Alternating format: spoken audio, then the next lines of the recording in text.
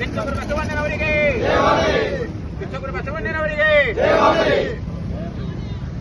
ಆತ್ಮೀಯರೇ, ನಿಮ್ಮೆಲ್ಲರಿಗೂ ಗೊತ್ತಿದ್ದ ಹಾಗೆ ಇದೇ ದಿನ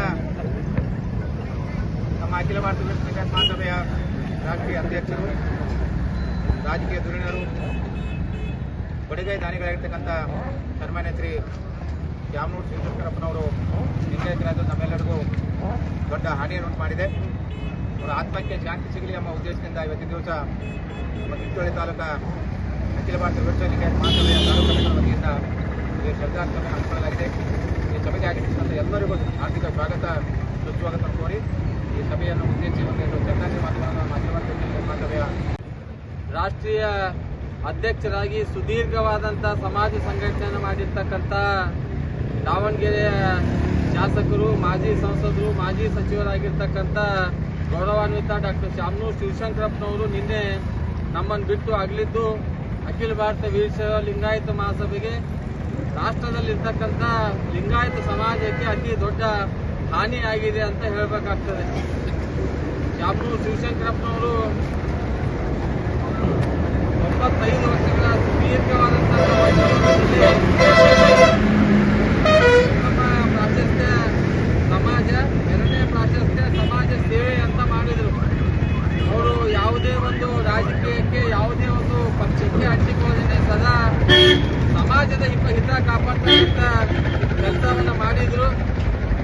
ಹಿಂದೆ ಸನ್ಮಾನ್ಯ ನಮ್ಮ ಸಮಾಜದ ಇನ್ನೋರ್ವ ನಾಯಕರಾಗಿರ್ತಕ್ಕಂಥ BS ಯಡಿಯೂರಪ್ಪನವರಿಗೆ ಮುಖ್ಯಮಂತ್ರಿ ಹುದ್ದೆಯಿಂದ ಕೆಳಗಿಳಿಸ್ತಕ್ಕಂಥ ಸಮಯದಲ್ಲಿ ಪಕ್ಷಾತೀತವಾಗಿ ಯಡಿಯೂರಪ್ಪನವರಿಗೆ ಕೆಳಗಿಳಿದ್ರೆ ಲಿಂಗಾಯತ ಸಮಾಜದ ಕಣ್ಣಿಗೆ ಗುರಿಯಾಗ್ತೀನಿ ಅಂತ ಹೇಳಿರ್ತಕ್ಕಂಥ ಒಂದು ಗಟ್ಟಿ ಲಿಂಗಾಯತ ನಾಯಕ ಯಾರಾದ್ರೂ ಇದ್ರೆ ಅದು ಶಾಮನೂರು ಶಿವಶಂಕರಪ್ಪನವರು ಅಂತ ಹೇಳಬೇಕಾಗ್ತದೆ.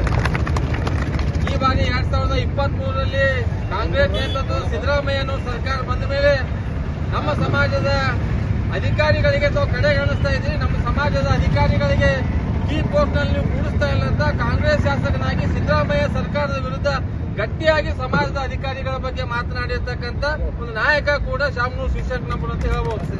ಶಾಮನೂರು ಶಿವಶಂಕರಪ್ಪನವರು ಅವ್ರು ಮಾಡಿರ್ತಕ್ಕಂಥ ಸಾಧನೆಗಳು ತುಂಬಾ. ಸುಮಾರು 27 ವರ್ಷಗಳ ಕಾಲ ನಮ್ಮ 5 ಜಗದ್ಗುರುಗಳು ಒಂದೇ ಕಡೆ ಸೇರಿರಲಿಲ್ಲ. ಆದರೆ ಮೊನ್ನೆ ಜುಲೈ 22ನೇ ತಾರೀಕಿಗೆ ದಾವಣಗೆರೆಯಲ್ಲಿ 27 ವರ್ಷಗಳ ನಂತರ 5 ಜನ ಜಗದ್ಗುರುಗಳಿಗೆ ಒಂದೇ ವೇದಿಕೆಯ ಮೇಲೆ ಕೂತಿ ಸುಮಾರು 1,000 ಜಂಗಮದಾರಿಗಳ ಮುಂದೆ ಕಾರ್ಯಕ್ರಮವನ್ನು ಮಾಡಿರ್ತಕ್ಕಂಥ ಒಂದು ಕೆಚ್ಚದೆ ಕೂಡ ಶಾಮನೂರು ಶಿವಶಂಕರಪ್ಪನವರು ಅಂತ ಹೇಳಬೇಕಾಗ್ತದೆ.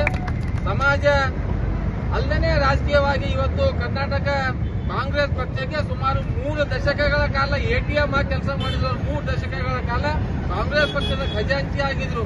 ಇವರು ಹೋಗೋ ತನಕ ಅಲ್ಲಿ ಬೆಂಗಳೂರು ಹಾಕಿದ್ರೆ ಜೆಂಡಾ ಹಾಕ್ತಿದ್ರು, ಇವ್ರು ಹೋಗಿ ಏನಾರ ಕೊಡ್ತಿದ್ರೆ ಜೆಂಡಾ ಹಾಕ್ತಿತ್ತು ಅಂತ ಒಂದು ಮಿನಿಮಮ್ ಜವಾಹರ್ಲಾಲ್ ನೆಹರು ಅವರು ಹಿಡಿದು ನರೇಂದ್ರ ಮೋದಿ ಅವರಿಗೆ ಸುಮಾರು 4 ಜನರೇಷನ್ ಅನ್ನ ರಾಜಕಾರಣಿಗಳನ್ನ ನೋಡಿರ್ತಕ್ಕಂಥವ್ರಿಗೆ ಅವರು ಯಾವತ್ತೂ ಒಂದು ರಾಷ್ಟ್ರದ ಮೇಲೆ ಭಕ್ತಿ ಇರ್ತಕ್ಕಂಥವ್ರು. ವಿಶೇಷವಾಗಿ ಮಹಾತ್ಮ ಗಾಂಧಿ ಮೇಲೆ ಭಕ್ತಿ ಇದ್ದು ನಮ್ಮ ಎಲ್ಲಾ ಶಿಕ್ಷಣ ಸಂಸ್ಥೆಗಳಿಗೆ ಬಾಪೂಜಿ ಶಿಕ್ಷಣ ಸಂಸ್ಥೆಯನ್ನ ಅಂತ ಹಿಡಿದ್ರು. ಅವರಿಗೆ ಸಿಕ್ಕಂತ